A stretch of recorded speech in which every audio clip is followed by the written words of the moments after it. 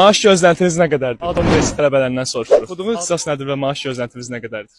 Oxuduğum ixtisas dövlət və ictimai münasibətlərdir, yəni public affairs və gözlədiyim maaş 6000-dən yuxarıdır. IT proqramer 2000 manat. Elektronika mühəndisi, maaş gözləntim ortalama ayda 5000-7000 manat arası. Oxuduğunuz ixtisas nədir və maaş gözləntiniz nə qədərdir? Biz hüquq tələbəsiyik. Mənim gözləntim 8000. Məndə 9000 dollar arası ilə ya da azı ilə də ola bilər. Oxuduğum ixtisas agriculture'dır və maaş gözləntim 5000-7000 arası dəyişir. Oxuduğunuz ixtisas nədir və maaş gözləntiniz nə qədərdir? Oxuduğum ixtisas riyaziyyat ixtisasıdır. Gözlədiyim maaş 3000 manat. Bəs sizin maaş gözləntiniz nə qədərdir? Bunları da qeyd etməyi unutmayın.